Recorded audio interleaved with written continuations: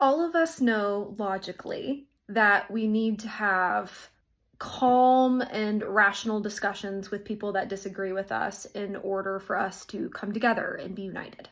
But how do you do that? That's so much easier said than done. Using a lot of information from one of my book recommendations, How Minds Change by David McRaney, here is a concrete script and step-by-step plan that you can use in order to have a successful conversation.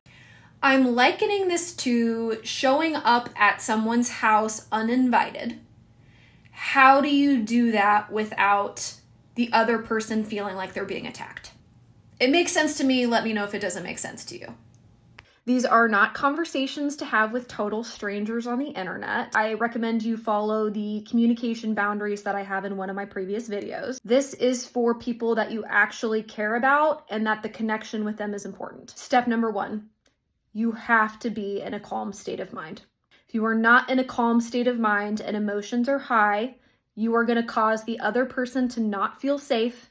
They will not question themselves, and they will double down on their current beliefs. You will not get the outcome that you want.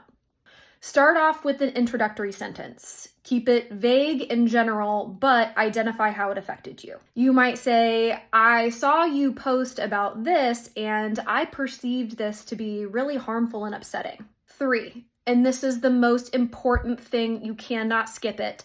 Then ask for their permission in order to discuss further about the issue. If they say no, they will not feel safe having further discussion, and they will double down on their beliefs yet again.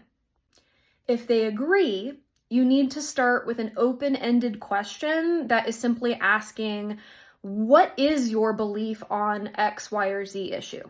Once you have asked them to explain their belief, stay quiet. Do not interrupt them. All you're doing is listening. This is the hardest step of everything in the framework.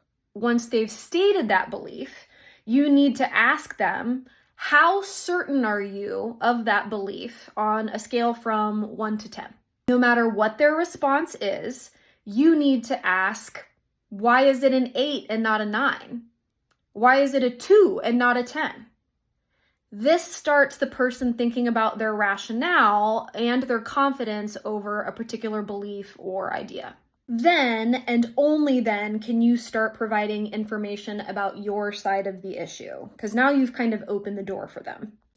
They actually respond better to emotional, anecdotal examples of how the particular belief has harmed someone in real life.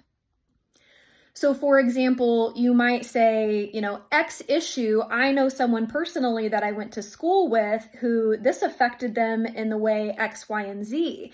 And that's been really hard for me to see. And that's why I disagree with you.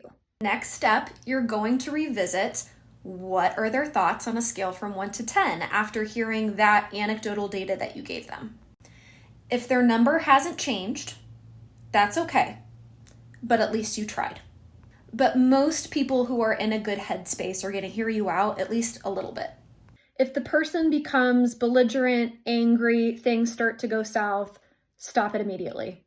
It's not going anywhere, and clearly one or the other is not in the right headspace to have a fruitful conversation, and it's doing more harm than good. Unity is a really difficult concept when we know how far apart everyone is on everything, but we have to try.